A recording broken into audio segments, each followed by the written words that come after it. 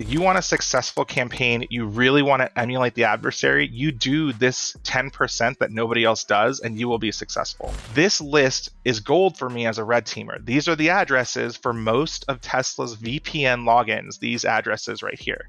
So already, those are prime targets for me to understand, if I can find credentials of someone at Tesla, I want to use them in these areas to try to get into the internal network because these are the VPN logins. I love this. You seem to know in some ways more about a company than they do themselves because you're doing all this recon on them. Oftentimes I do. In fact, one of the funny things is taking this recon data to a company and doing like a workshop, kind of like we're on your show right now, right? Doing a workshop for them and being like, here's all this stuff I find. And they're like, we had no idea that was on the internet. This is my people. And I'm so lucky to have found this tribe that loves these things and, plays a bad guy on TV, but all they really want to do is protect the world, right? And be a superhero. So I think that's many of us. And so I'm so happy to have found it, honestly. I will keep on going to the last ounce that I can find out about this company because, I don't ever like to lose in an engagement, in a red team engagement. I want to get in.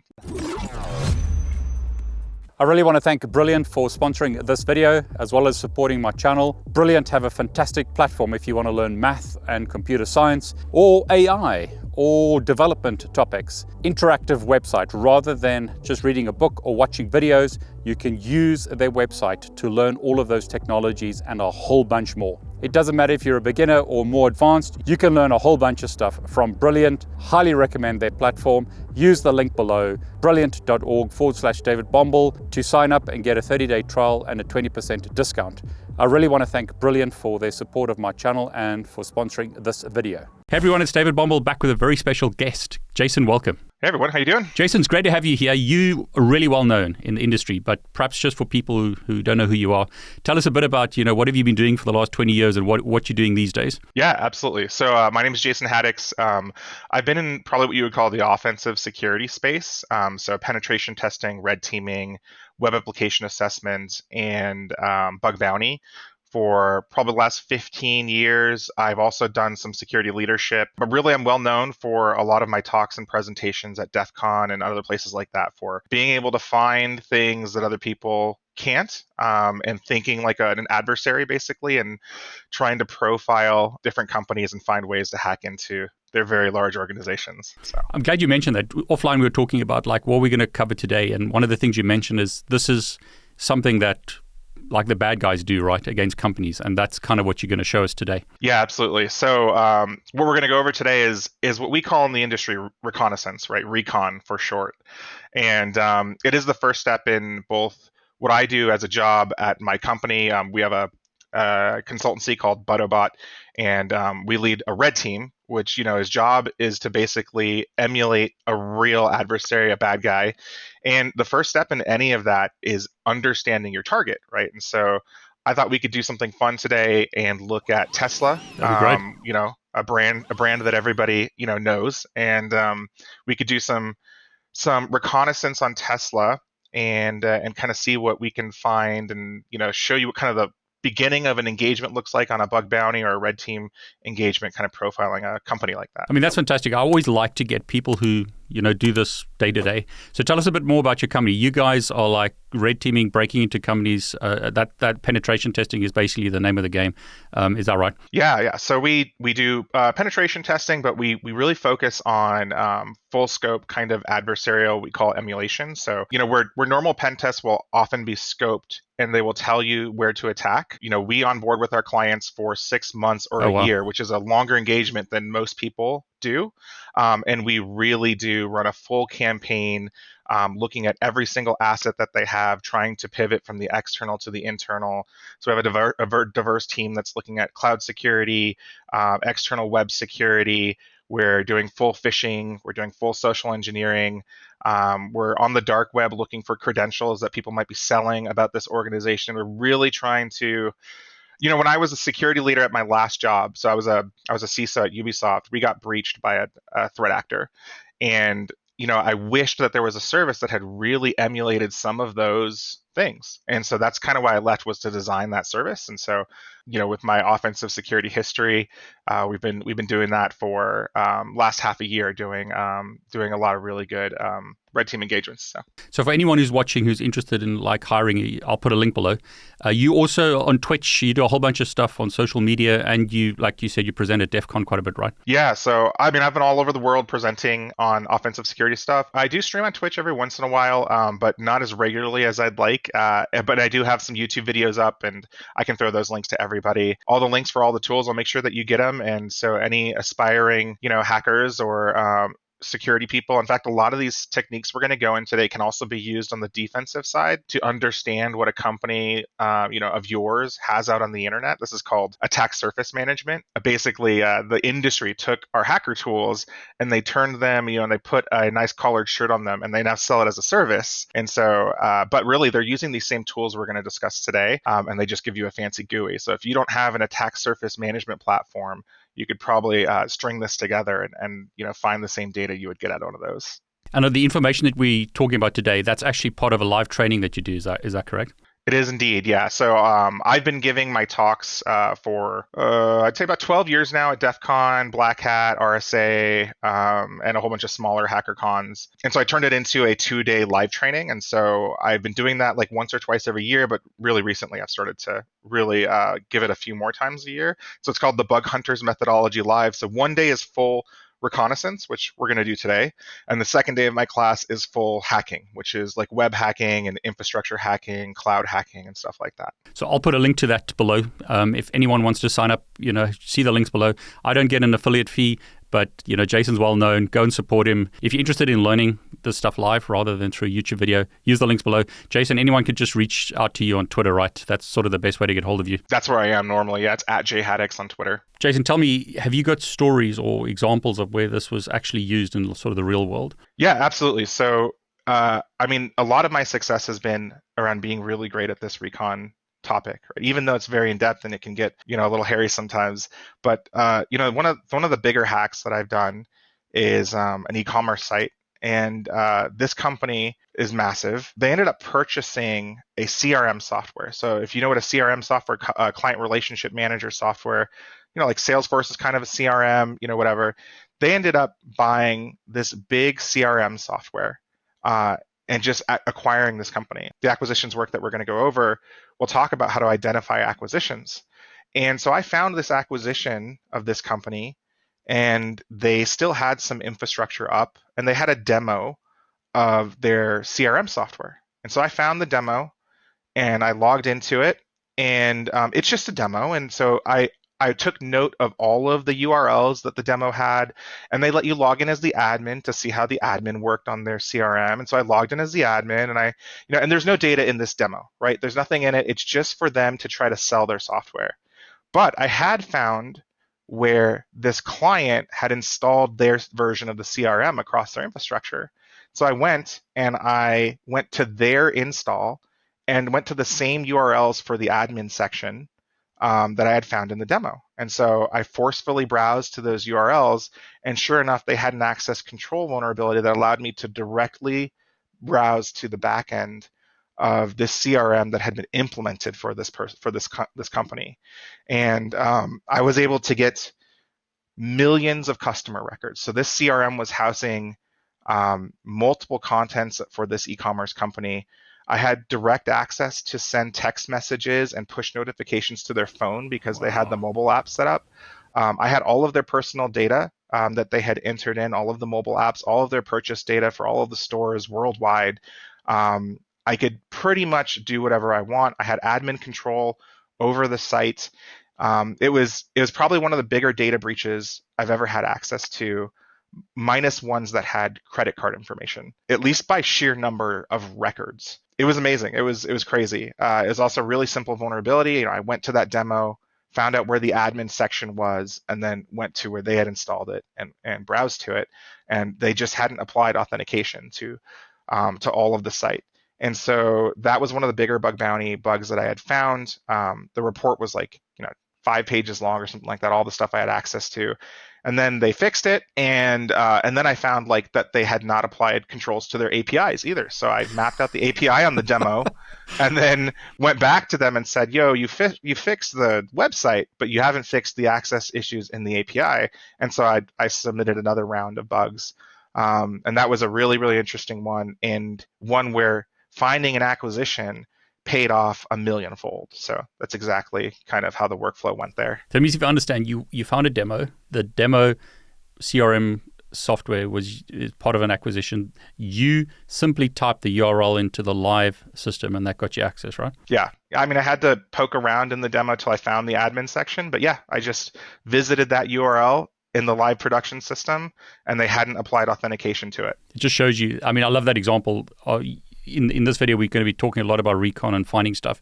But just by doing that work, you found this amazing bug. I lose sleep if I don't succeed in an engagement. So, I mean, thank goodness you're on the right side of the right side of the, how do you say, the right team, should I say? Yeah. I mean, I didn't used to be. So it's, it's been a wonderful opportunity to put these very weird skills to good use. You didn't used to be? What do you mean by that? Yeah, so my origin story, I did an episode of Darknet Diaries with Jack Reisitter, and my origin story is actually that of when I was early 20s, I was part of the early burgeoning kind of dark web. And that was with sites like Carter's Market, Shadow Crew, Counterfeit Library, sites like that. And back then, the dark web was mostly credit card fraud, and web hacking was just beginning to come out. The way I fell into that was I was 20 years old. Most of my friends were 21, already going out to the bars and drinking.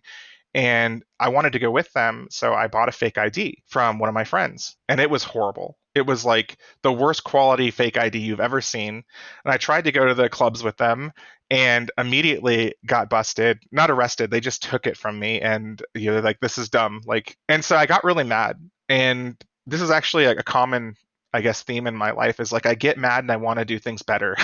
And so I started Googling, well, how do you make a fake ID, right? And so I ended up falling into Counterfeit Library, which was the precursor to Shadow Crew. I started learning how to make fake IDs, and I only made a couple for me and my friends. But the only place to get information on that was this beginnings of what is now the dark web. And so I got to know a lot of how the dark web works, the different ecosystems that work for it. That is split up into people who hack credit card numbers, and then people who take the hacked credit card numbers and print fake credit cards and put the hacked credit card numbers on them, and then people who make IDs to match the fake credit cards so people can cash them out.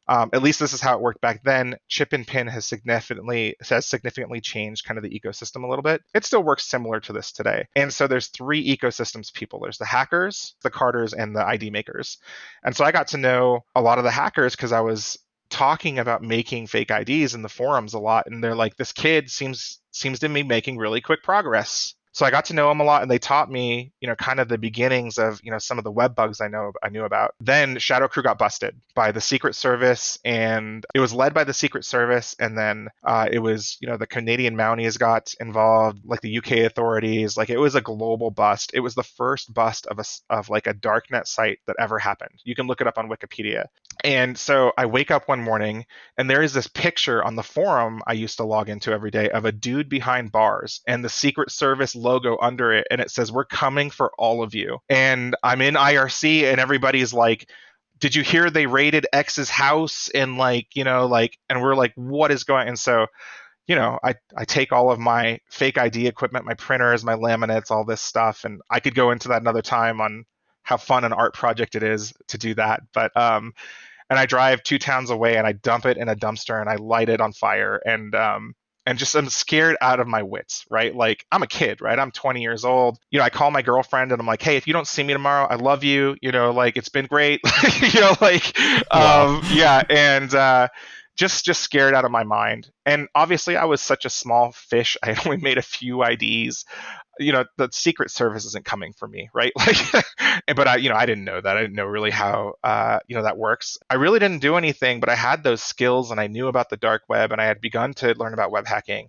And then I took a college elective called Ethical Hacking and Network Defense. And my teacher was showing this stuff that when I was in the class was already like 5 years old by the time he was showing it. And I'm like, his name was Angel. And I'm like, I'm like, Angel, this stuff is dated already that you're teaching. And I was like, this is how they're doing it nowadays. And he was like, you can do this for a career, right? And I'm like, whoa, whoa, whoa, what do you mean? And he's like, there's this thing called penetration testing, and people will pay you to hack into their site and tell them how you did it and help them figure out how to secure it. And I'm like, nah, that's not a thing. That's not a thing that exists. And he's like, yeah, it absolutely is. And you make a bunch of money doing it. And I'm like, oh, okay. And so then I've been on the straight and narrow ever since. But that's kind of my origin story. I love that. I mean, and what I love about, the world today is this has become a lot more well known. Yeah. A lot of young people, like YouTube channels or, just the information out there, bug bounty platforms. It's giving people with the skills that you had and have a good path to earn the money legally and ethically. Yeah, Bug Bounty does it. There's more e-learning and content around hacking than ever before, and it's all framed in a pretty decent way too, like how to do this for good, how to do this for defense, and we need that, right? We need hackers, we need the community. Not only has it been a tremendous opportunity for me personally, but also I love this scene. I mean, you can see I have the DEF CON flag behind me. I'm wearing a DEF CON hoodie. This is my people, and I'm so lucky to have found this tribe that loves these things and, plays a bad guy on TV, but all they really want to do is protect the world, right? And be a superhero. So I think that's many of us. And so I'm so happy to have found it, honestly. Great. So, enough talking, Jason. You've got to show us the tools. Hacking Tesla, what a great example. So I'm going to keep quiet now and take it away. The first thing I like to mention when I do, the course or I'm talking to friends or teaching about this is recon is not a crime, right? It's just like port scanning is not a crime. Recon is not a crime. So we're going to look at Tesla today because they have a bug bounty that is pretty open scope. So in their bug bounty on Tesla's bug bounty homepage, they implore the company to find security and vulnerabilities for them that can get paid out. Really, if we were going to work on Tesla, it's a perfect example because not only do we have permission from the bug bounty to try and find some of their stuff, but if we find something, we could potentially submit it and get paid. I love that. It's such a cool example. So just with recon as a word, perhaps for people who don't know what that means, that's kind of trying to discover what's out there. Is that correct? Correct. Yeah. So reconnaissance is the art of, it's a subset of OSINT, which you've had some guests on who have done a really, really great OSINT on the show before. And that's open source intelligence, right? It's gathering information that's on the public internet about a target, right, in order to hack them or just use that information. Reconnaissance is a subset of OSINT, really focused on finding assets. So these are servers on the internet that belong to a company like Tesla. When you become a company like Tesla or any big company, you start to do things like acquisitions and you have multiple websites and you basically get all of this IT infrastructure that just gets too big for you even to remember where everything is sometimes. And It sounds funny, but this happens all the time to big businesses. So, and you got developers spinning stuff up in AWS or whatnot, right? Exactly, right. We're going to go over some cloud recon stuff today. You have developers that are spinning stuff up for testing or just short-term development. You have marketing people who have their own credit cards who can spin up, branding sites. You have sites that are maybe seasonal but don't get decommissioned. You have acquisitions, which is a big one. So we're going to talk about that also. But you absorb whole other companies and whole other domains. So, whereas we're going to look at Tesla.com today, we're also going to talk about how the footprint for Tesla is more than just Tesla.com, right? Because they have absorbed other companies like Solar City and Grumman Engineering and stuff like that. Really, your IT infrastructure, even when you're a medium-sized company, can get crazy big and unmanageable to understand where everything is sometimes. So that is a hacker's opportunity. That is what adversaries look for. All it takes is one site for an adversary to get in.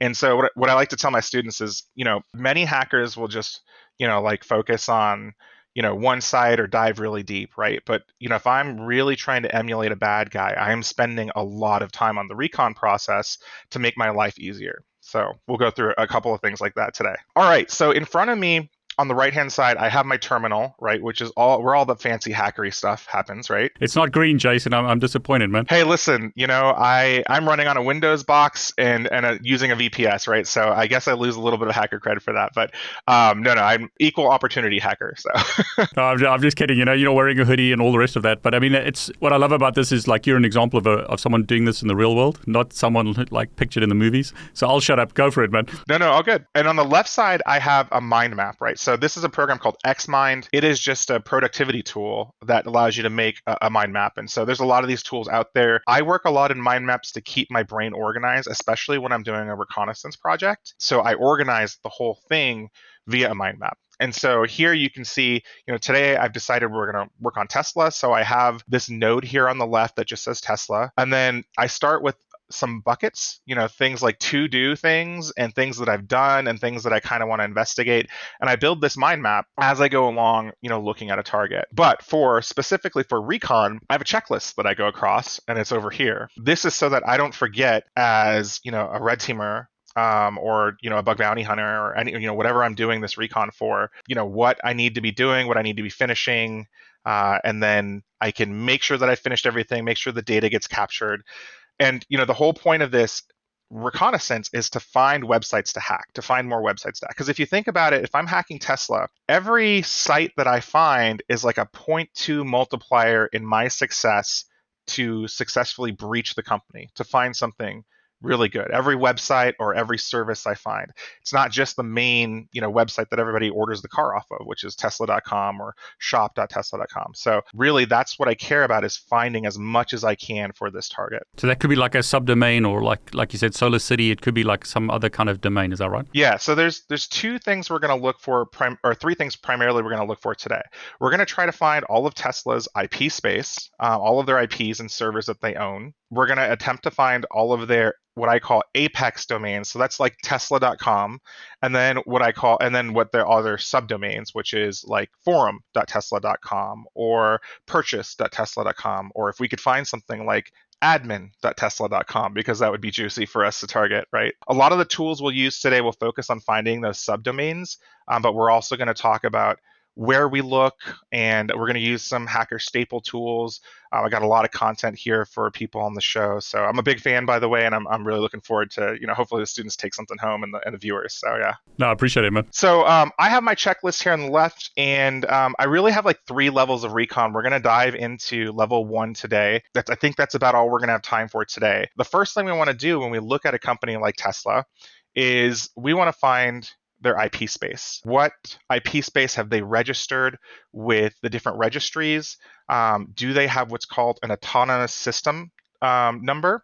And can we find that, notate it down so that later on we can port scan it and we can look for web servers on it and services and things, targets that we want to hack. And so, normally when you're on a red team engagement, they'll give you an IP range or something like that they want, they want you to target, right? But in a red team, in a real red team engagement that's no scope, you have to find that stuff yourself. And in a bug bounty context, you also have to find a lot of that stuff yourself. So the first step in being successful in finding their infrastructure is really finding their autonomous system number. So we are going to go to one of my favorite websites for this, which is Hurricane Electric. And Hurricane Electric is at bgp.he.net. It is a BGP helper company. They handle routing information, but they have this open search box here at the top of their website where you can search any company. I could search, twitch.tv. If I was hacking against Twitch, I can search Tesla in a second when it comes up, but this freeform text search will allow me to possibly find, what I need to get the IP space for something. So here I did twitch.tv, and if I go, I can see that, they have gathered some information about Twitch. They have these autonomous system numbers for Twitch. I happen to know, since I've hacked Twitch before, that Twitch is hosted on Amazon, and so I would have to dig through here. But with our example today, I can just put Tesla. I don't even really have to know the right name, and I can search. And here are all these companies that come back with autonomous system numbers for Tesla. And so you can see that you have Tesla Motors as an organization name. You have Ericsson Nikolai Tesla, which is obviously not what we're looking for. So this is the first part also where you make sure you don't go out of scope on one of these tests, because many automated tools will just look for this string Tesla and return any autonomous system number to you that has that in the name. So you have to be really careful in this part of the methodology. And to find, kind of the right company. Obviously, I think we've zoned in on Tesla Motors, right? And so they have a bunch of autonomous system numbers here. Now, autonomous system numbers are groupings of basically IP space that Tesla owns, right? And as soon as your company gets big enough and gets on the routing protocols, they basically want to designate your company as a set of IPs as part of the registry. They'll give you 1 or 2 or 3 of these autonomous system numbers, and if you just click in here, it's just to reference who you are as a company as your IP space. So if you click in any of these, you'll get some information on, their who is information and stuff like this. And this is valuable for us, but really what we're looking for is one of these that gives us their full range of IPv4 addresses. So we'll click around in here until we find one that has prefixes v4. And so this is where most of their IP ranges are getting lumped together, their public IP ranges. When we click on prefixes v4, we start to see here are their network ranges. So this is a start of our view as an adversary to understand where all of their IP space is, except there's one caveat here. This is owned IP space by Tesla. It is not cloud infrastructure because clouds have their own ASN. And so this is not their cloud infrastructure. So we have to do a separate workflow to find their assets that are in the cloud. The first step is to grab all this, right?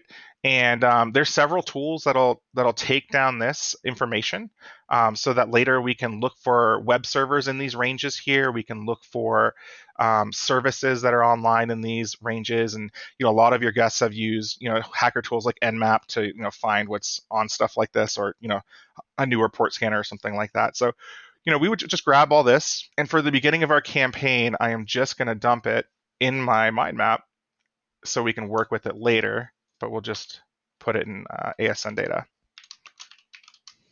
And this stuff's all freely available. You didn't have to register or do anything to get this, right?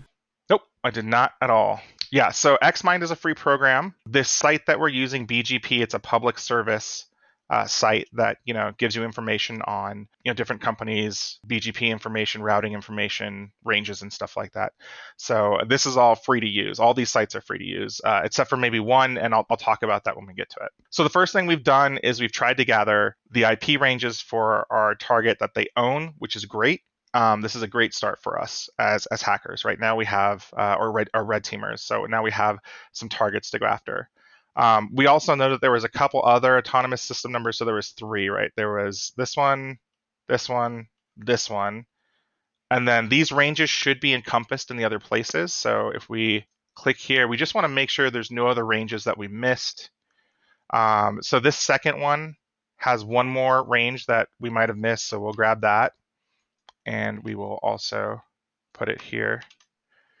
And so, yeah, I just take notes as I go in my project here, and I can clean this text up later, obviously, on the command line or something like that. Or I could even ask ChatGPT to do it for me. I'm going to use some AI to help me in my hacking today. So that's yeah, great. Yeah. So we'll notate all that data, and we'll move on to the next section of kind of the methodology of targeting Tesla. I love what you're doing with your company. Sorry to interrupt.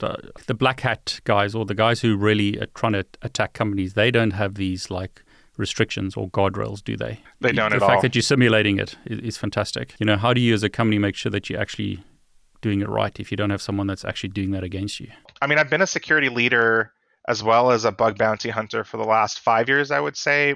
And, being a security leader at a big organization, you realize that there's a gap between what the attackers are actually doing and what you're purchasing as security services from the security industry. If you're like me and you have a security incident that's a pretty high profile one and you have to go through that, even though, you had all of the investment in the world with all of the fancy defensive tools and a great staff, and you still, get breached. If you're like me, you get a little pissed and you want to figure out why. When that happened, it sent me on a tear, and I'm like, why are none of our services doing threat intel? Why are they not doing wide scope testing? Why are we not simulating, real pivoting on the internal network that like the way that real attackers do and our threat actor did? That's kind of the inspiration for a lot of this, mixed with my success in the bug bounty scene. So a lot of the companies that I talk about in my examples, I've participated in their bug bounties and found critical findings for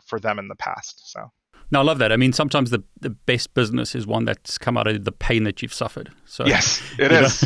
Yeah. Yeah. Where any good idea comes from pain that you've suffered, I think. So, yeah. We've got our IP space data. If for some reason you can't find the company you're looking for on Hurricane Electric, bgp.he.net, there are some other sites that you can use that'll give you autonomous system number data. You can also look at your site, look at your target just in their registry page. So like Aaron here, if you go to whois.aaron.net UI query.do, Aaron also has a free-form search, and it's up here, and you can just search Tesla here, and you can get some information about what you think might be Tesla here, and then you can see indeed the organization name matches Tesla Motors Inc. And you can click, in here, and you can basically filter around until you get, some IP range information for Tesla. And here's the networks right here. So here is, one of the ranges. But if we look at this range 192.95, I'm pretty sure it's already represented in what we found on bgp.he.net. If we clean up this data later, I'm gonna just grab it. Be sure you never ever want to miss anything. So I will put it here. Cool. So in the background, normally when I'm doing an engagement, the process of port scanning these really big IP ranges is a long process, right? It wouldn't be something we could do live. While I do have an order of operations of doing the reconnaissance on a company, at this point, I would take all of these IP ranges, I would take just the ranges, and I would just do something like grab all this, and then if you don't want to do fancy regex on the command line, you can just say, can you, and always be nice to your AI, right? Can you please give me just the IP ranges? And then paste your data into here. So this is a front end for my ChatGPT API. So this is called Typing Mind. But on the back end, it's just ChatGPT 4. So this is just another website that you found that you can freely use, right? Freely use, yeah. So that's great. Yeah, so it's just a front end for my ChatGPT API. It allows me to save questions in a library. It allows me to utilize the API. There's a difference between when you use the front end for OpenAI and ChatGPT, what you can do with that versus what you can do with an API key that you purchase from OpenAI. You can set the temperature for the answer to your questions. You can specify exactly what algorithm you want to use. There's just more you can do with the API than just like the website a lot of people use. And so this site, you just put in your API key, and it is a front end that's similar to ChatGPT, but it's using my API key. And it also keeps me informed of how much I'm spending as I go along, which is important because sometimes things can get crazy. Like if you leave your Amazon server running and stuff like that. So ChatGPT is a tremendous regex helper. And so anytime I want to, do anything that I would normally spend time Googling on, it can help me do that in regex. So here I have now all of the IP ranges, and I'll just you had to put your API key in. So that is a requirement. You have to put in your own API key, so that you charged rather than that front end, right? Yeah. Correct. Yeah. Okay. Yep. Yeah. And I will just dump these in there. Cool. So now that's cleaner, and there we have our nodes. And so at this point, I would send all these to a port scanner. So Jason, obviously, I don't really want you to run an Nmap scan now because we'll be here till tomorrow. You ran this yesterday. So which scanner did you use? And it just gave you back IPs, I'm assuming, right? Yeah, exactly. So running a scan live would take a long time, especially for how big these ranges are, right? So the scanner I use is Nmap Scan. So I feed all of these IPs into Nmap Scan, and I'm looking for a set of very specific ports. But many of your guests have gone over how to use Nmap, and if you wanted to use Nmap as well, you could feed these to Nmap as well. And so I will run those scans in my workflow while I move on to other sections of the methodology, and then at the end I'll tie it all together and start actually analyzing what came back from the port scans and stuff like that. So the next section of the methodology is asking ourselves questions about Tesla, and what I like to say is that for every subdomain I find for Tesla, it's like a 0.2 multiplier of me, having success on the target.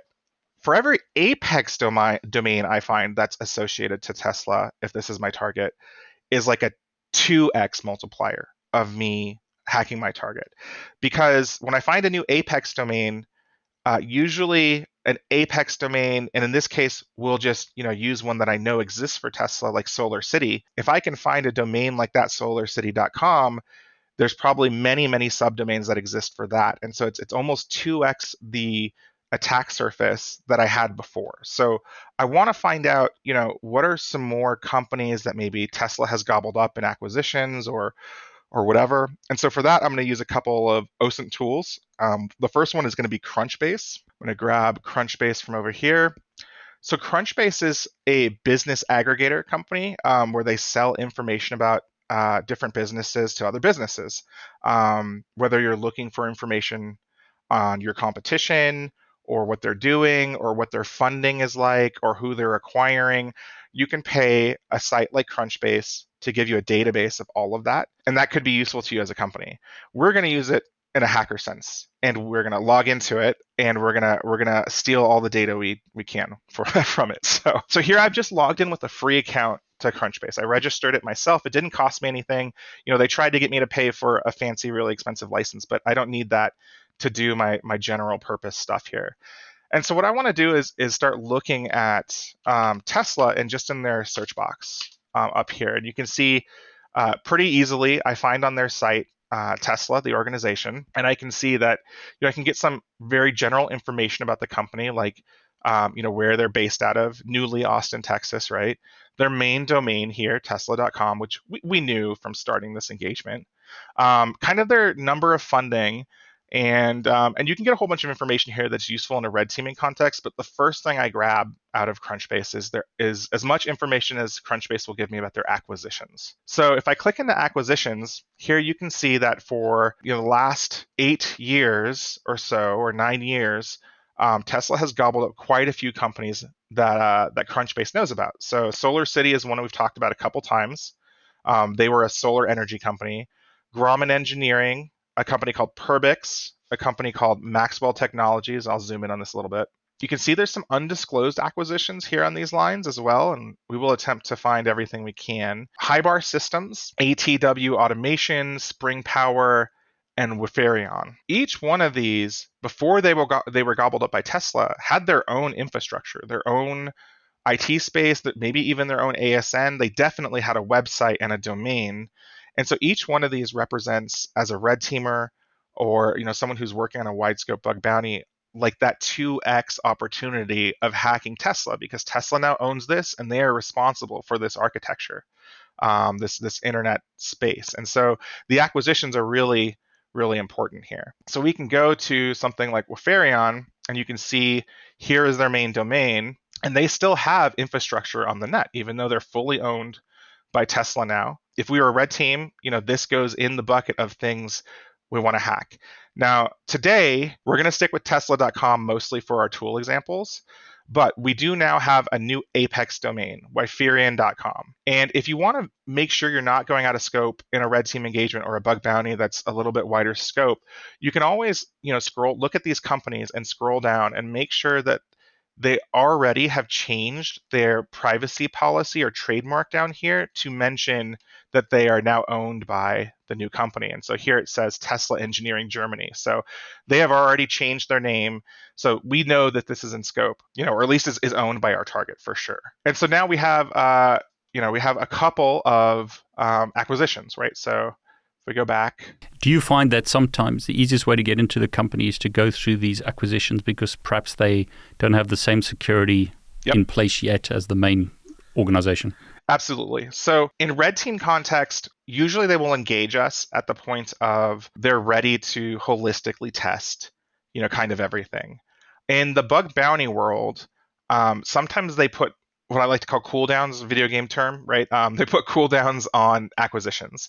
And so they'll say, hey, we're really interested in you finding security vulnerabilities for our acquisitions. For instance, Google does this, but we need you to wait 90 days until after the acquisition so that we can move everything over, because it just doesn't happen overnight. If you've ever worked in IT and you've acquired a company, none of that work of bringing them over to your side, some of these companies are companies working out of their garage, right? They make a cool thing and they don't have any security. They're working out of Google, like business Google, like Google domains, and barely have a website, and the services that they write are barely functional. They're not going to have security in them. Exactly. And so so you do find that a lot of times you can get in through these acquisitions, depending on what maturity they were when they were acquired. But again, it's the bad actors, if you like, are not going to care about that. They don't care at all. No, they're going to get in through anywhere. Yeah. So we have a list of acquisitions now. There's command line tools that will take your cookie for Crunchspace and on the command line parse out all the acquisitions it can find.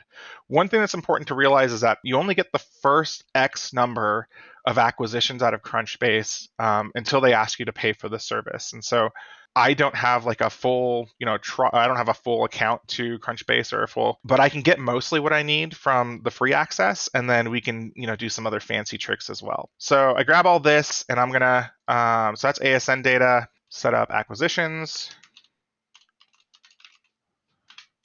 If I can spell it right. Yep. And then we'll just dump these in here. And I can clean up this data later using, ChatGPT again, if I want to, or regex, but I just want to put these in there later. Each one of these new acquisitions, I'm going to have to find the main domain and do this whole methodology we're doing on the left for. Today, we're going to stick with Tesla.com because a full recon process could take up to, for like a full red team engagement, could take up to a week or a couple weeks, honestly. So we're gonna keep it moving. Another place you can find really interesting information in the OSINT world about a company like Tesla is this website called OCC Aleph and OCCRP Aleph. Let me grab this over here.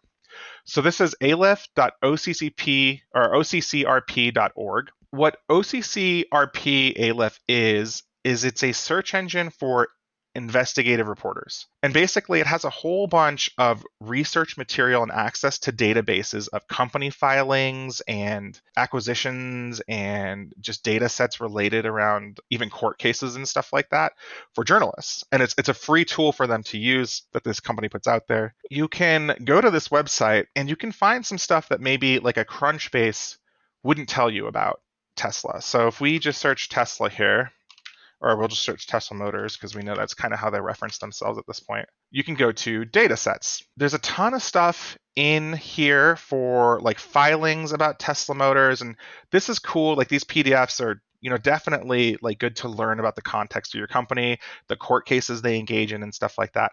But really, you want to get to the ones that have this little data set icon down here and mention just the organization name with the building. Each one of these data sets you can drill into. But for a company like Tesla, because they're a US company, you want to find the data set that says US SEC Corp Watch. And so this is the Security and Exchange Commission's database about watching movements to do with Tesla Motors. And so there'll be a couple of these entries, and you have to fish around to find the one that has the most assets associated to it, but you can click in here, and this one doesn't have hardly anything that we want to use, so we will click out and we will just keep on moving along. Let's look at this one, LTD. Now, so we're looking for one that has a bunch of assets associated to it. Okay, here it is. Okay, so we found this one right here. It's a Corp Watch entry, and if you click on Tesla Inc., you can see here assets and shares 1K. And so if you click in this area, this gives you a super interesting view of all of the smaller investors that Tesla has made into smaller companies. So you'll see some of the big companies on here like Solar Explorer. That's actually a medium size. But when Tesla was growing into the solar space with Solar City, they ended up buying up all these small mom and pop solar panel companies, right? And those things don't make it on a Crunchbase, right? But did they absorb a website? Or did they absorb some IT infrastructure of these companies? We're interested in finding out that question. And so aleph.occrp can give us, some view here that no other place can really give us. It also tells us who's investing in them. And so you can grab these and dig into these, but really the names are what's important here. And once you can see the names, you can Google these smaller companies like Presidio Solar and see if they had a website, et cetera, that you can add to, your Apex domains or your recon data here. The one thing you want to make sure is that Tesla didn't just invest in them rather than buying them outright. If they're bought outright, they're in scope for your red team engagement. If they just invested in a small company, you probably don't want to go hacking them. So you kind of have to Google around a little bit and figure it out. But this is like kind of level 1.5 of the acquisition section of Recon. So we would go through here and grab there's a lot for Tesla, and we would mark them in our mind map somewhere over here under acquisitions. I'd want to parse it down with some ChatGPT magic or some regex or something like that. But we're going to move on to the last place where you can get acquisition investment data, which is actually from AI. AI, having trained, on the internet, it has a lot of information. So if I go here to ChatGPT, which I'm using 3.5, you have to remember that ChatGPT's cutoff is in 2021. So they're not going to know any of the newer acquisitions. You can ask it because it's trained on the whole data set of the internet. What can you tell me about Tesla Motors acquisitions?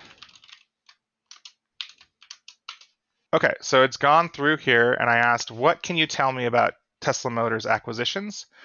And here it gives us Solar City, which we knew, Grumman Engineering, Maxwell Technologies, Deep Scale. So it gave me everything kind of I already knew. I already knew about all these from Crunchspace. I'm pretty sure. Actually, we didn't get Deep Scale as an output from Crunchbase. So we got one thing out of AI that we didn't get out of Crunchbase. AI can hallucinate every once in a while, and AI's knowledge is cut off in 2021. So we would want to go Google and see if this company is still owned by Tesla, and that it indeed did happen. But I have done this project before, and DeepScale is actually still an owned acquisition of Tesla. And so they would go in, our Apex target list, basically. So you can use AI and ask the different data sets what they know about your target, because they've trained on so much publicly available internet data. It's just crazy how easy it is when you know the tools, right? Yeah, no, absolutely. The world is your bucket if you're good at open source intelligence and recon, right? Like you can find out anything about anyone, honestly. It's pretty amazing.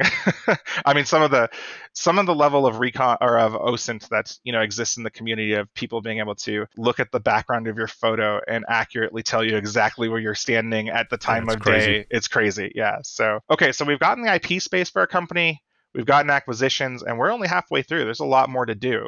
We're not even halfway through, honestly. And one thing to notice about this is that when you're doing red teaming, stealth is important. You don't want to burn an IP address that you're coming from or get blacklisted, right off the bat by the client. All the stuff we've done so far is completely passive. We haven't even actually touched them at all. So that's important for red teamers to stay stealthy. And so pretty much everything in the light blue in my checklist here is passive. We don't even get to stuff where we touch the client until down here. So it really gives us a lot of good stuff. Okay, so we've got a bunch of acquisitions. We've got a bunch of IP space. That's already a really great place to start from if we're an adversary, right? Like really, really great place to start with. There are more esoteric methods to find other websites of Tesla. One is using a bookmarklet and site called Builtwith.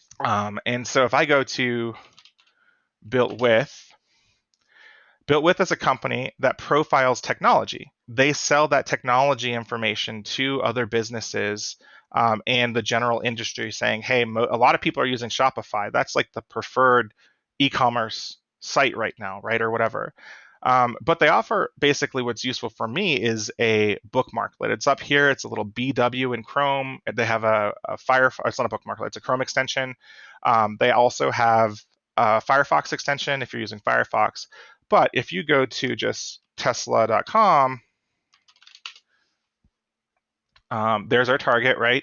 Main website, and you click Builtwith, it gives you all of the technology that it can understand that Tesla's using. So they're using Google Analytics. They have a whole bunch of site tag, analytics stuff. They have a bug crowd, bug bounty. I don't know exactly how they know this, but that's interesting. This is, where I know to hack Tesla. They're using Slack. They use Adobe. They use TeamViewer. So they have all this tech that they can fingerprint that Tesla's using, and a database of the tech that Tesla's using. And usually they sell this business intelligence to other companies. But if we look here and we go to the tabs up here, there's a tab called Relationships. And what this tab has on it is Tesla is using ad and analytics codes. Like Google trackers basically for marketing to understand how well their site's doing in kind of a marketing sense. And there's several different ad and analytics trackers that exist. There's the Google ones, there's New Relic, there's Adobe-based ones, there's a whole bunch. If you click on this relationship tab while you have Builtwith installed, you can click on this UA code here, and you can find out other sites that Builtwith has seen that use this same code. And so this can give you some information about, okay, what other sites might Tesla own? And so you can zoom in here and see that these other connected domains are using this Google Analytics tag. We knew Tesla.com, but a domain that they own is also TeslaMotors.com. Here's a subdomain that they own. Here is, I don't know if these are parked domains or not, but Temasiplik, I don't know what that is, but they're using the same analytics code. PowerTesla.ru. Yeah, and so there's a bunch of other sites that are using their ad and analytics codes. And so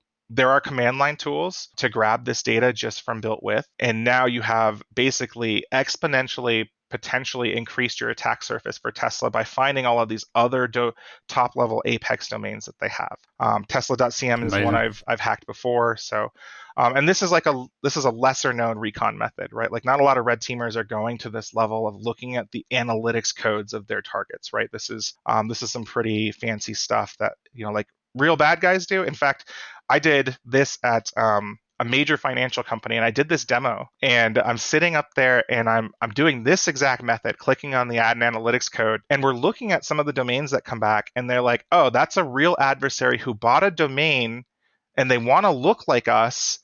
So they implemented the same UA code in their source code, but it's actually a phishing domain for them to try to phish, our customers. And so we sat there with their IR team going one by one and being like, is this legit? No. Is this legit? Yes. Is this legit? No. That was a really fun class that we did because they were like, this is amazing. We can just reverse search this ad and analytics code. We spent quite a bit of time on this section, but yeah, that was a cool example of this being helpful for defenders, basically. But I love that because you are giving, or you're selling the service where you hack companies. Yep. But just for someone who wants to start a business, there's a whole business in that, helping companies find out what fake stuff is out there. Yeah, exactly. Yeah. You'll find typo squatted domains. You'll find, just slight misspellings in the domain that look like Tesla Motors, like they'll use a 0 instead of a O. You'll find all kinds of stuff. And, to make those sites look legitimate to Google or browsers or whatever, they'll embed all the same ad and analytics codes. So this will balloon out your attack surface, this method, and it's really nice. And at the end of my engagement, when I finish level 1 recon for a company like Tesla, I have thousands of sites. I have maybe sub 100 Apex domains, but for those Apex domains, I probably have thousands of subdomains, and that has drastically increased in my success of running a successful campaign against a company like Tesla, breaking in from the internet to their internal, because I have so many chances, so many websites that are there that I can attack. I'm glad you said that because, when you're going through this, you can kind of get lost in the weeds and think, now, why are you doing all of this? But that's exactly the answer right there, right? Yes, exactly. Yeah. I want to give, using a baseball term, if anybody's a sports person, I want to give myself as many at-bats as possible. And good recon gives you more at-bats. And a lot of people can get stuck in recon because it's a lot of data, it's a lot of parsing, and you're not to the hacking part yet. And so hackers get antsy. They're like, I want to start hacking the website. But I always have to tell my team or anybody else, you want a successful campaign, you really want to emulate the adversary, you do this 10% that nobody else does, and you will be successful. At least in my career, that's what I found. So just for people who don't know the baseball terminology, that's, in other words, you're just giving yourself more and more chances to hit the ball, right? Yes, more at bats. Yeah. Yeah, and then the other analogy would be, rather than going through the fortified front door, you go through a window on the back of the house or the fortress. Exactly. Right? Yeah. Tesla has obviously probably spent a bunch of money securing Tesla.com, right? And the website that you buy the car from, right? Obviously, they're going to invest a ton of money in securing that. But have they, invested the same amount of money to protect the forums? Probably not. Have they invested the same amount of money to test their regional China distributor website? No, probably not. So I was going to say, in other words, you would you'd get into their systems by going through one of these back doors, for lack of a better term, or one of these weakened systems, right? Yeah, weaker. Yeah, I call them under security loved. They're just they don't have all the security love that the main site has, right? So I love that. Okay, so this is a method we can use to balloon out the attack surface for our target and have more chances to hack them. The next thing we want to do in our methodology is utilize Shodan. And I can't remember if I've seen an episode where anyone on your show has really done any Shodan stuff before. Ben did a bit, and Occupy the Web has done a bit, but you just go for it. Assume we haven't seen it before, so just explain what it is and show us how you use it. It's always nice to get different perspectives. So assume we haven't seen it before. Okay, cool. So Shodan is a site that we use next in our methodology, and there's a couple reasons we use Shodan next in our methodology.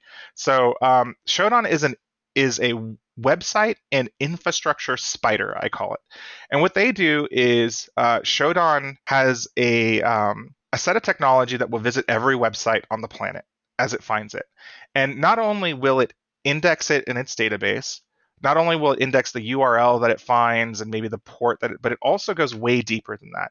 It will put, like the website title and, some SSL certificate information. It's the best infrastructure spider that exists in the world pretty much.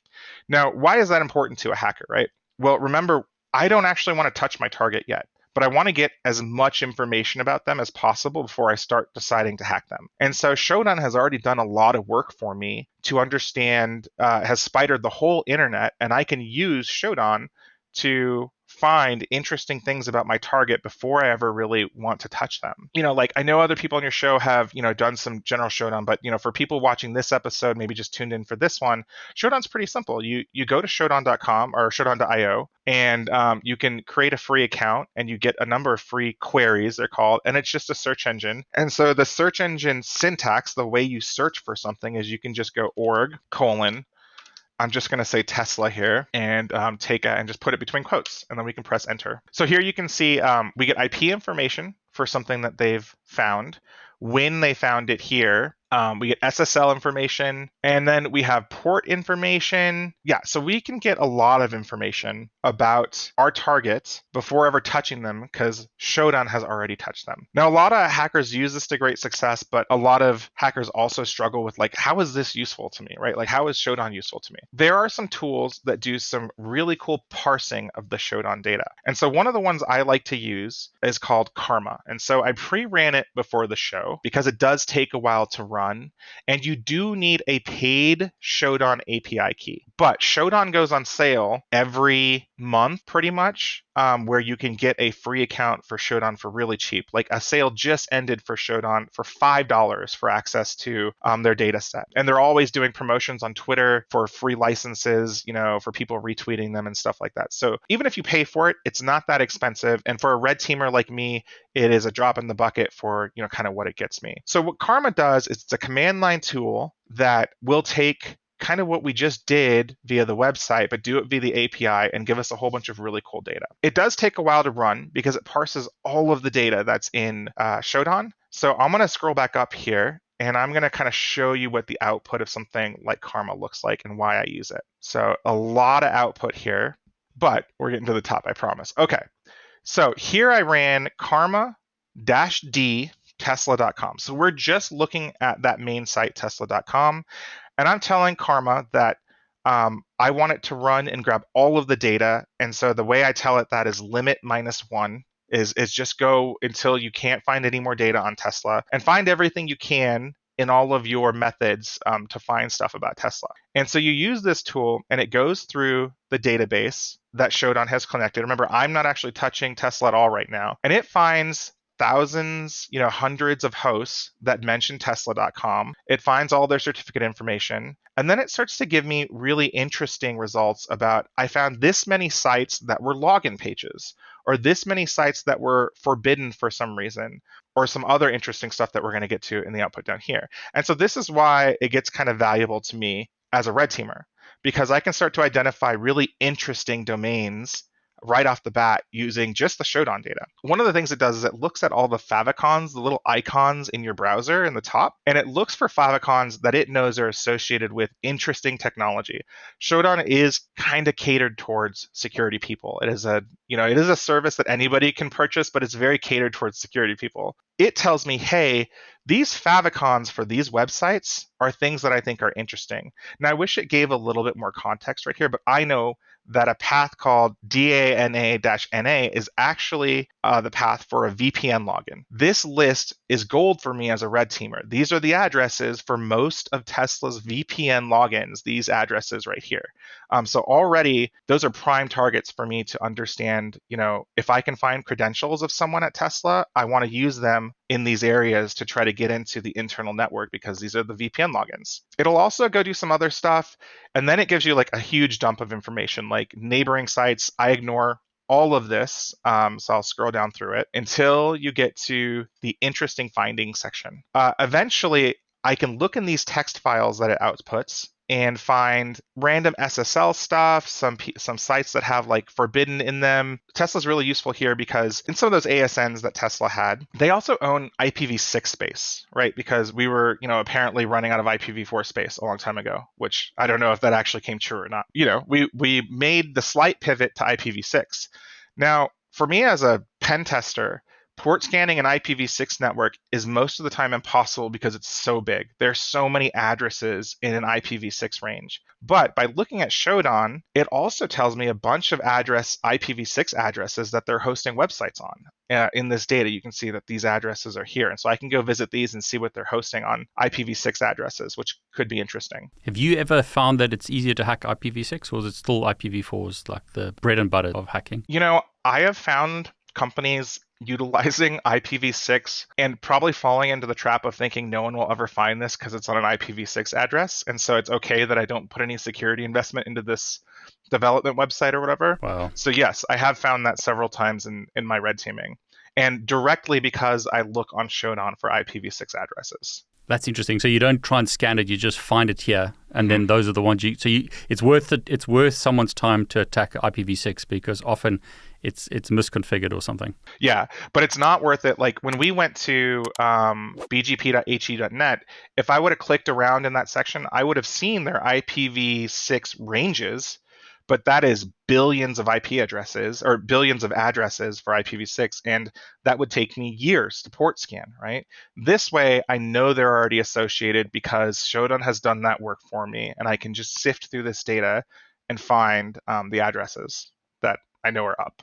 So it's, I mean, with my background, it's really interesting to see, how you think about IPv4 versus IPv6. Yeah. So that's great. Yeah, I mean, I found some real gold on IPv6 addresses because, like I said, developers assume that nobody would ever find it, which I don't know what that says about IPv6, right? That we're not using it as much as we thought we were.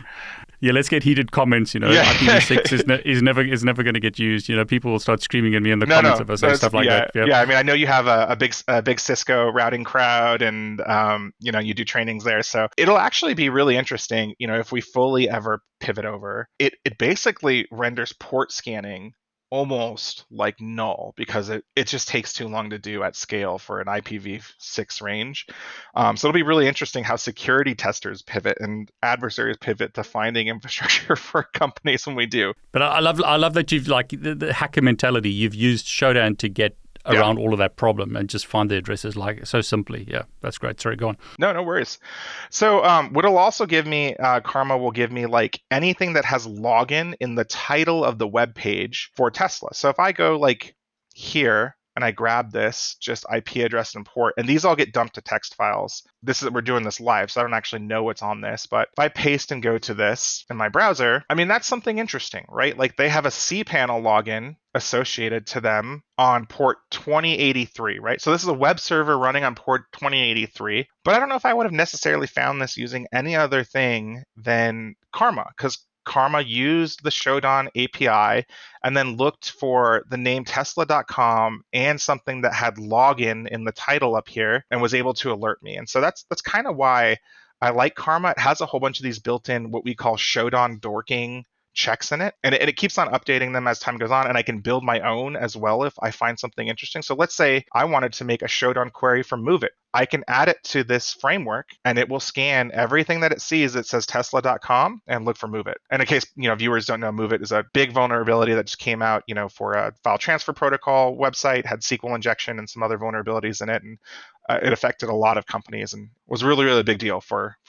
still is to this day, actually. So for people who haven't seen the video, I've linked it below. Occupy the Web did a whole piece on Move It and explained a bit about SQL injection and the issues and the CVE and stuff. But yeah, sorry, Jason, I don't want to take us on a tangent. That's great. All right, so I'm going to move on to the next thing I do with Shodan. So this will give me interesting stuff to look at. I'll parse through this data as I go along.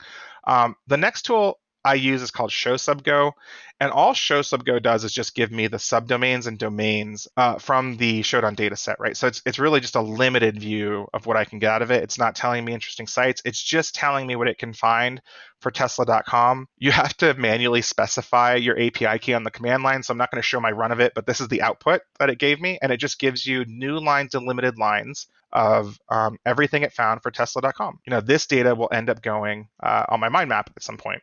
And some people don't use mind maps; they'll use, like a spreadsheet or something like that. So I think the one concern I have, perhaps, and the viewers might have, is there's an overwhelming amount of data here. It is. How do you decide what to look at, or will you cover that in something else? Yeah. So we're going over many very in-depth ways to find assets that belong to Tesla, right? And this is already, just from one method, we have a bunch of subdomains here that we'll have to look at, right? And when I talk to security testers or when I tell people like, what are adversaries doing? There's a few things that allow them to prioritize what to do with all this data. But the true answer is, it's like, how do you eat an elephant, right? One bite at a time. Honestly, there's no magic to it. It's like, okay, so I dump all of those domains in my mind map. And when I'm done with all of this recon, I could have thousands of sites to choose to hack.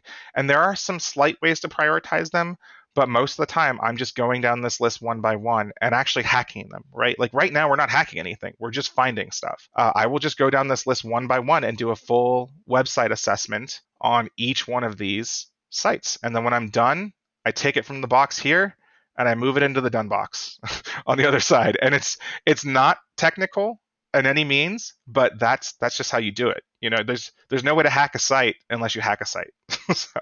But I love what you're sharing, because it's the same thing I've heard from other people. It's the difference between TikTok hacking or the movies versus what you're actually doing in the real world. I mean, there's a lot of people that'll take this data and they will do a vulnerability scan on it, and you can automate that, right? That's a good thing you could do. But as a red teamer and a bug bounty hunter, that's not going to get you anything that you really want, right? You will go to these sites and then you will do a full web hacking methodology on them, which is the second day of my course. And what we spend a majority of our time on my red team doing is looking at these sites and being like, okay, let's see what they are. Are they a login? Do they have default credentials? Platform are they written in? Can we do SQL injection? Can we do cross-site scripting? All of those things that you normally do with a web test, basically. Yes, you just have to do the work, basically. You just have to do the work. Boils down to. Yeah. That's it. Yeah, there's no magic way to not do the work, right? Yeah.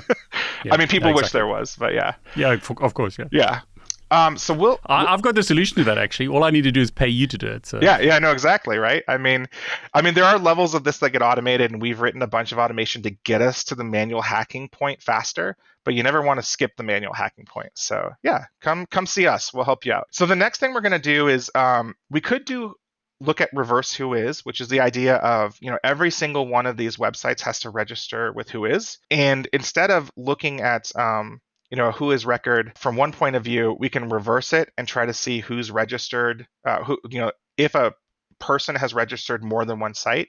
To do this idea, we use a site called Whoxy, which is a online reverse whois database. You can go here to Whoxy, and it is paid, but it's a pretty cheap license for a red team or something like that. I try to keep most of my tools approachable for my students, if they're going to invest. And you can go to reverse whois, and you can go to company name, and you can say like Tesla here. And this tells you other things that Tesla as a company name was registered in. So you can do it this way and look. And I don't know what a lot of this stuff is. Like sometimes companies park these domains so that other people don't grab them. Sometimes they only exist for a little while. This is one of the lossy kind of methods for reconnaissance. So I have to do a lot of manual research to see if any of these are actually valuable to me. But the other thing you can do is just do like the regular whois lookup here and just enter tesla.com. And then here, if you look at the regular data here, eventually you'll see that the registrant was a proxy. The administrative contact is all proxied by DNS extension. Technical content all proxied. So really the only thing we can do here is use their API for like similar domains. And so it's just looking for the keyword Tesla. So this will be pretty lossy as one of our methodologies, but you can do reverse whois analysis on your target and get some neat finds from there. One of the ones is that I do use in my demos all the time is like if I do the whois lookup or the whois history, I can do twitch.tv. I'm a gamer, so I really like Twitch, and I stream on there, right? And so if I use Whoxy to look up twitch.tv, it gives me the history of kind of their domain ownership. And here I can see that they used to be called Justin TV. First they were Justin TV, then they rebranded to Twitch, and then they got purchased by Amazon. But I can see that the company Justin TV registered 20 domains back when they were registering their own domains. I can click on that, and these are new Apex domains that I absolutely know belong to Twitch. So Twitch event, TwitchCon is Twitch's con, like they have a conference where you can go and streamers go to and stuff like that. And so, and then there's their main domain, twitch.tv. So you can use analysis of whois records to understand and find new Apex domains. I love this. You seem to know in some ways more about a company than they do themselves because you do all this recon on them. Yeah, oftentimes I do. In fact, one of the funny things is taking this recon data to a company and doing like a workshop, kind of like we're on your show right now, right? Doing a workshop for them and being like, here's all this stuff I find. And they're like, we had no idea that was on the internet. Either we had no idea that's on the internet still, or we have no idea what that is at all. Like, what is that? And we'll go and look at it and they'll be like, oh, that was a thing that we did in 2015 and we never took offline. Or like, I don't know what that is. It's definitely ours, but I don't know what business unit inside of Twitch or Tesla made that site. And it's so interesting how fragmented companies can get. They just don't understand their attack surface at all. And I mean, in your experience with bug bounty and like red teaming and the like, it's because of those things that they've forgotten about that's often the door in, right? Yes, absolutely. When you run an enterprise level bug bounty, it's about 50-50, right? You'll get submissions to your main site and people will find vulnerabilities on your main site, and then about 50% of the time, and that's really good, right? Because that's where a lot of people spend a lot of their time on. And then the other 50%, if you allow them to submit, will be for other sites of yours that you had no idea. And so using a bug bounty as a defensive tool is really like an absolutely like investment you should make, right? It makes my job as a red team harder if a company's already had a bug bounty, because a lot of the bug bounty hunters have found stuff like this and already submitted it. One of my biggest targets, I don't use it as a demo because I don't want to get the lawyers, after me, but is Walmart. They have a public bug bounty, and I have made much money from Walmart doing bug bounty. It's one of the biggest scopes on the planet. They have over 6,000 different websites based on my recon, 6,000 websites for them and all of their brands, right? Walmart in the US owns Sam's Club. They owned Asada in the UK. They own Seiyu in Japan. They're a multinational company that owns many brands. So when I do recon for Walmart, it gets real hairy because it's huge. But I found a ton of stuff on there. When they opened the bug bounty, at least I know people who work there on the defensive side, they're like, we found stuff we didn't even know that we owned. For instance, they had a whole bunch of brands that were their South American brands. And they're like, yeah, we own this. I can see that we purchased this group of grocery stores in South America, and we own the site, but no one's looked at this for security since we bought it. And you found SQL injection there, and now we know. So that's good, so. That's great. I love this. I love the stories. Sorry, go on. No worries. So we can use whois data to find more Apex domains. And then these go back into the beginning of our methodology. Again, we do the subdomain enumeration, Shodan, and stuff like that. Recon is a cyclical process. You have to decide when enough is enough, though. That's where a lot of hackers get stuck, is they do get information overload. My mind thinks about companies like this, and I teach my teams to think about companies the same way I do. But many bug bounty hunters are just like, okay, I am overwhelmed. And so you have to decide when enough recon is enough and when you move on to the analysis phase of the sites, you start hacking the sites, right? I will keep on going to the last ounce that I can find out about this company because, I don't ever like to lose in an engagement, in a red team engagement. I want to get in. For everyone who's watching, Jason can do a whole bunch more. So please put in the comments below stuff that you want to see. I see like Git there, Jason. I see a whole bunch of other things that I'd love to see, you cover. But perhaps you can just wrap it up with one more, and then we can do the rest in a separate session. Absolutely. Yeah, sounds good. Okay, so we'll finish up the first one, I guess, with cloud, right? So we know our target and their IP space from their ASN data, right? But what we don't have a full visibility of is like, what do they have in the cloud, right? And many organizations today are hybrid. They have owned IP space and cloud space. And so like, how do you go about finding what a client has in the cloud? And this is like thing that most pen testers will miss. They'll only go after IP ranges that the customers will give them or red teamers will give them. And so there is a number of projects that their whole thing is going out to the cloud ranges, which are published, right? You can go to AWS ranges. You can just Google it. And Amazon publishes all of the IP ranges for their networks online. And so you can pull this from a link somewhere and you can pull data from it. But what a whole bunch of these research companies are doing is they're going to those IP ranges and downloading all of the SSL certificates for the IPs. They will send a port scan across all of Amazon. And then anything that responds on port 443, they'll then visit over HTTPS and download their SSL certificate. And in the SSL certificate is referenced what site that certificate is usually for. It's in the metadata of the certificate. If you've never seen an SSL certificate, you can go to your browser and click on the lock. Yeah, here's connection is secure, and then certificate, and then here's your certificate for Google. The certificate for google.com is referenced to star.google.com, and it's got a whole bunch of areas here in the certificate, but there are some areas that you can look at in the certificate that'll tell you other sites this certificate might be used for. Now with Google's, they've done a pretty good job about not leaking, anything. Let's look at Tesla. So this project, Kaeferjaeger, it's a group of hackers, and I'll float you guys the link. Kaeferjaeger will go out and they will do that scanning for you. They will go out and scan all of Amazon, all of DigitalOcean, all of Google, all of Microsoft, all of Oracle. Now, there's a couple of groups that do this crazy level of scanning. Don't pay any attention to the dates here because these are old. If you go into here, you can see that the last time they scanned was a 7.5, so like that, or a 5.7. That's not that bad. So this is a complete view of everything that responded on port 443 and had a certificate as of that date. And so you can download these files to your local Linux machine, and you can just look for Tesla inside of them. If I go here to my command prompt, I just have some fancy bash scripting that'll do this for me. But it's a pretty easy command line syntax.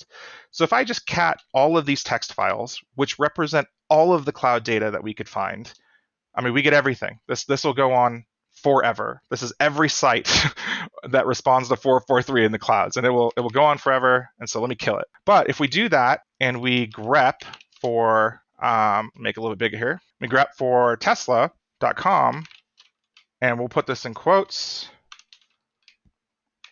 And then we will also have to escape this period. And then we also want to look for .tesla.com, and we will escape that period as well. If we search this, here's everything in the cloud that Tesla has, that at least we've seen. And let me make it a little bit smaller here so it's readable. But here is all their cloud infrastructure. They are in mostly AWS from what I've seen. And inside of their certificates, we can see that they've referenced themselves. And even inside of their certificates, we can already see some pretty sensitive references to other subdomains for Tesla. So billing.tesla.com is in the cloud. This certificate right here is for several sites. Khronos Dev, anything that says dev, I'm really interested in testing. Khronos Dev database, I'm interested in looking at, et cetera, et cetera. And so I'm starting to look at the cloud for all of their assets. Fleet streaming, API engineering, VN Cloud, Tesla.com, definitely want to look at that. These more engineering focused names for subdomains, if you go to them and you're able to visit the website, they're usually undersecured, right? Like engineers who are doing like an API for a very specific thing in the cloud, first of all, they might not think anybody can find this. Second of all, they don't get the same budget to secure this service as the main site gets budget for. The cloud data here is really, really valuable for hackers. So you can download these files and just parse them on your local box. Actually, I'm doing a DEF CON talk, if anybody's interested in coming, on releasing a tool set so you can download this data yourself with my friend Gunnar. And so me and Gunnar are going to release what we call Cloud Scan. Cloud Scan will do this scanning for you, and you can keep a really fresh database of everything in the cloud. And it'll also monitor the cloud anytime a new domain for Tesla comes up, if you tell it to monitor Tesla.com. And so if I'm a hacker and I'm sitting here at my desk and I'm having coffee and I'm watching a video about Diablo 4 or something like that, it will alert me. And it will be like, hey, a new domain for Tesla.com has come online. You should be the first to hack this. And I will go start looking at it. Yeah. So that's a DEF CON talk we're doing. Wanted to ask you, like, if you hack a dev site, will they still pay you out? Yes, they will. Absolutely. I mean, it usually depends on what I get access to by hacking it. Those are all what we call in the red team world initial access, right? So once you get in on one site, you can usually leverage it to pivot to other things. So every success is a win in my eyes usually. But for the bug bounties, it all depends on what data you were able to take from that platform. So like whatever Khronos is, I don't know exactly what that is for Tesla, but I think from my previous research, it's API data actually about the telemetry of the cars. And so if I'm able to get into a dev version of Khronos and they have actual, instead of just test data, they have actual car data there, I mean, that's a breach of privacy for Tesla, and they will pay out big for that. So that's kind of where we'll stop it for today. We got all the way to, cloud analysis right here. And then, maybe we'll come back and finish out the rest with some more demos. Obviously, Reconnaissance can take you into this crazy world, and it could go on for a long time. But I just want to tell all the hackers out there and the professional red teamers, this wins. This wins, and it makes you money, and it gives you a really good idea of what your company is. And if you can find these assets and security vulnerabilities on them, we're all better for it, because otherwise they would just sit out there and adversaries. These are the exact sites that they target. Jason, that's fantastic. So just for everyone who's watching, put in the comments below stuff that you want to see. So is there more stuff that you want Jason to cover? Like, give us ideas in the comments below. Jason has this live training, which is 2 days. So Jason, the first day is recon and the second day is actual hacking, right? Mm-hmm. Yeah, the second day is actual hacking. It's the other part of my mind map that's kind of collapsed somewhere over here. But yeah, if you're interested in bug bounty or red teaming, I have a whole red team component on some of this stuff. And then also bug bounty and web testing. That class is probably it's basically a conglomeration of all my work and research. It's my master class. So I give that class a couple times a year. Another one's going to come out, I think, probably in November. I'm going to do another one. And it's live 2 days with me, and you get to ask all the questions you want, and we build a really good community. And then if you're looking for someone who does this for you and wants to do a really tight red team assessment, and we will find stuff like this, check out Buttobot.com. That's my consultancy. And your courses, is it online or is it like in person? It is virtual. So it's live, but virtual. We do it over Discord. Oh, that's great. So, I mean, anyone can attend it from anywhere. So that's brilliant. Maybe we can convince you to, give us some snippets of the actual hacking in another video. But just for everyone watching, give us comments about what you want Jason to cover. Jason, I really want to thank you, for sharing your knowledge. And like you said in sort of the intro, you went down a dark road, but fortunately turned around and, are walking the good path now, and inspiring other people to do the same. So thanks so much for sharing. Thank you. Thank you for having me. Thanks, everybody.